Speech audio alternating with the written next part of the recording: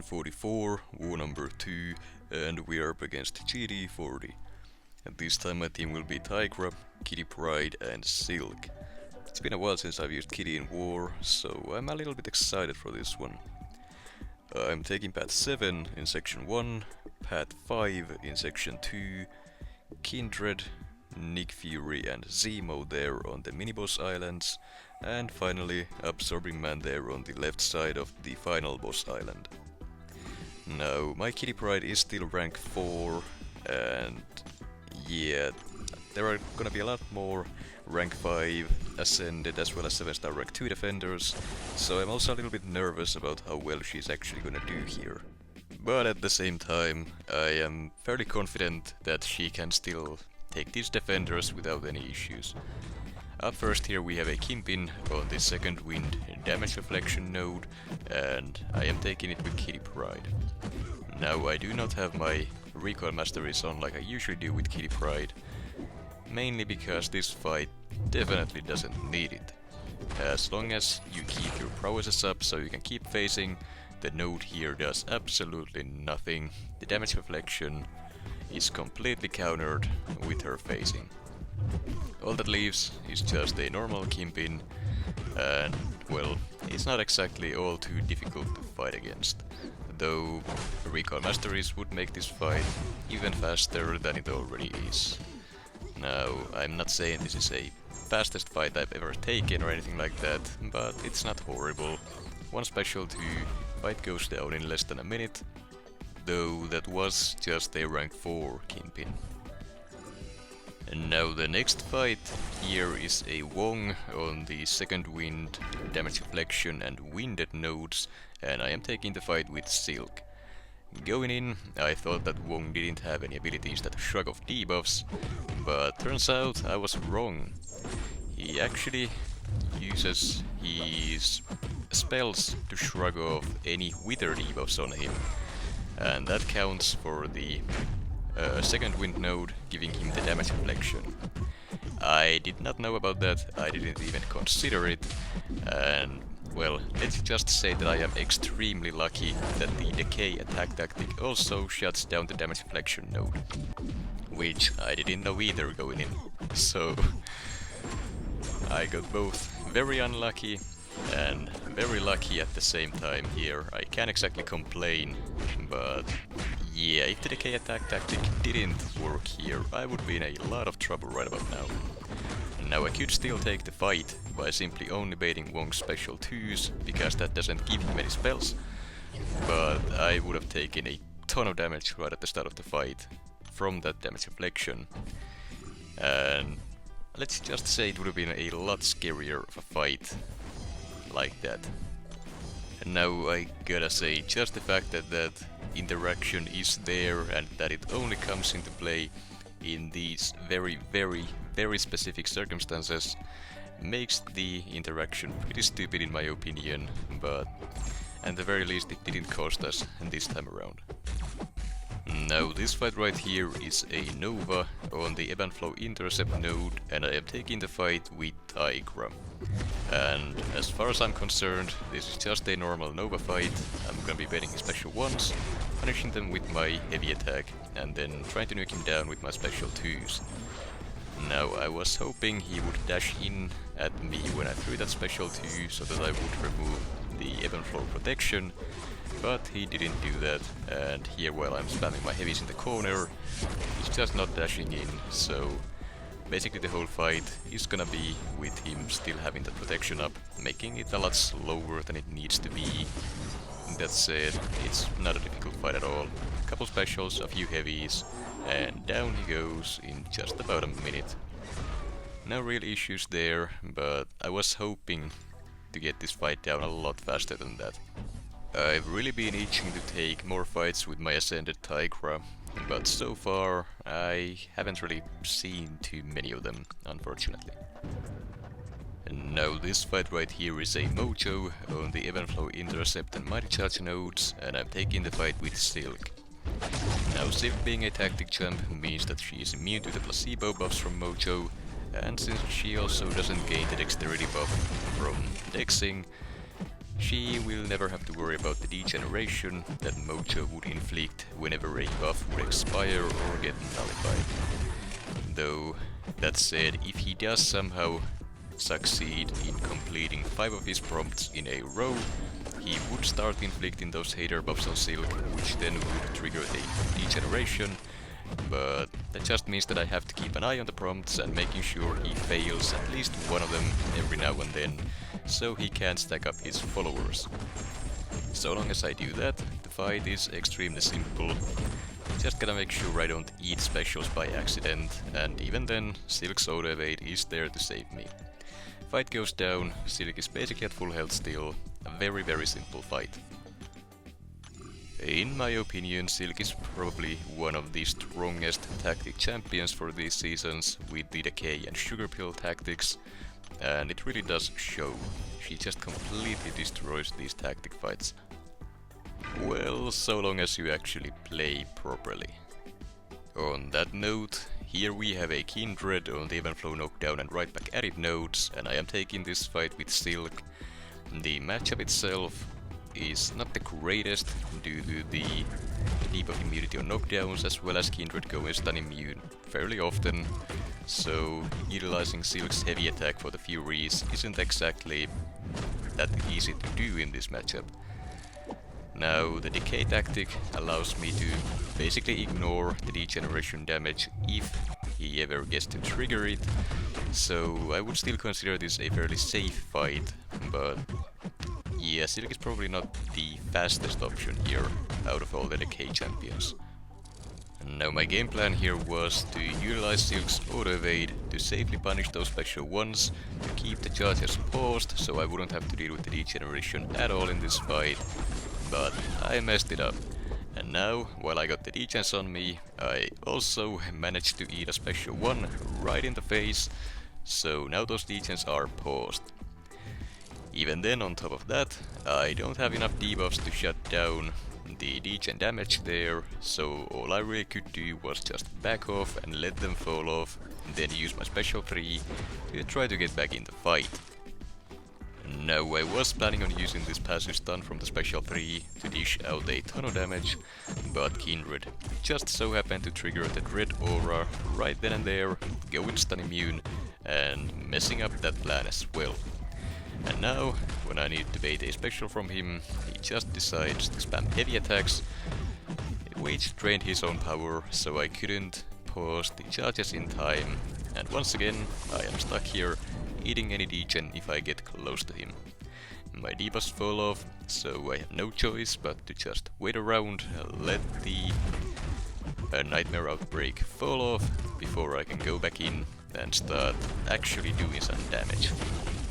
So 2 minutes into the fight, Kindred is not even halfway down yet, so I just gotta switch plans, go super aggressive, spam those specials, just try to take him down as quickly as possible, so there is no risk of timing out, because that would be kind of embarrassing, and also in a war against the GT40, we can't afford something like that.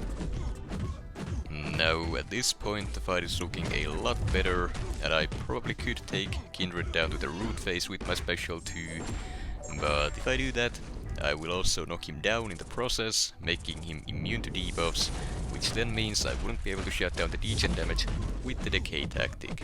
So to avoid that outcome, I decided to just save my power, get to my own special 3, and take him down to that root phase with my basic attacks instead. And I gotta say, I am very happy that I actually managed to remember the debuff immunity node in this fight while I was actually taking it, because that could have ended very badly.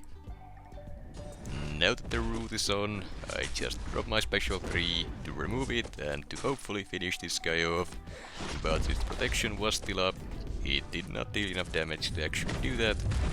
Luckily though, I didn't make any more mistakes, couple basic attacks and the fight goes down. Took over 3 minutes, but at the very least I didn't die to it, so I can't be too mad at that. Definitely didn't go the way I was planning for it to go though, that's for sure.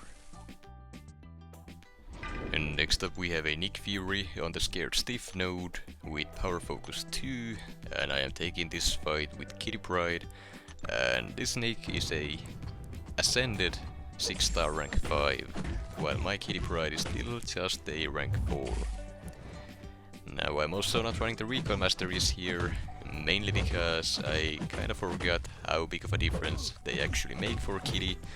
I should have been running them for sure, but we are in it now, not much I can do about it. The game plan here is to only bait Nick Fury special 2s, because the special 2 animation is faster to deal with. The special 1 animation takes too long, and the Scared Stiff node will trigger the root before I can actually punish the special 1, and that's not what you want to have happen with Kitty Pryde. While she's rooted, she cannot trigger her phasing, so she's extremely vulnerable during that time, and basically you just want to avoid it as best as you can. Now, sometimes you simply can't avoid it. If the AI decides to throw the special 1, all you can do is just try to deal with it as best as you can. I did end up eating the special 1 into my face there, because I didn't want to block it. The Disorient debuff does give me some willpower healing, as well as power gain, but I ended up getting rooted, and while I tried to play it off by simply parrying him to waste some time, the Disorient did fail my parry, and I ended up eating his second medium. Luckily he didn't do a full combo finishing on a light attack, or I could have been in a bit of trouble here. I don't think it would have killed me, but it would not have been pretty, at least.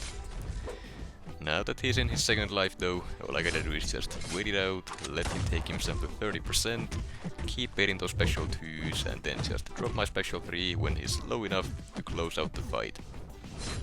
If for some reason he doesn't actually die from the special 3, it doesn't really matter what he does. If he bypasses miss with his tactical charges, hitting Kitty will just give her a ton of power gain while not doing any damage due to the phasing, so you can just eat a couple of hits, throw another special, close it out that way. On the other hand, if he doesn't have 5 tactical charges and he's not bypassing miss, hitting into your phasing a few times will deal enough damage to probably finish out the fight that way. So at that point, you are basically done no matter what. The fight itself wasn't too difficult to take, but I definitely should have been running the recoil masteries for it, would have made it a lot easier. Now next up here we have a Baron Zemo on the Hazard Shift, Incinerate and Poison node, and I'm taking this fight with Kitty Pryde as well, and once again I did not put on the recoil masteries. Now at this point I'm not quite sure why. After that Nick Fury fight, I think I should have known that I need to put on the recoil masteries to make these fights easier and safer, but I just didn't do it, and well, it just makes this fight a lot scarier than it already is.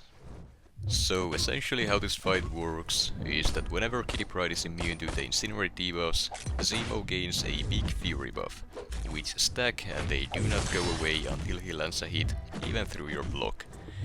Now, they by themselves wouldn't be an issue, but they do also increase the damage the poison deals, and Kitty Pryde is not immune to that.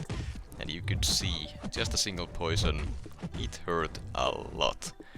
So the way to combat that is by face blocking a single hit whenever Zemo gains a Fury or 2, make him consume them safely without actually having to eat any damage from the blocked hit.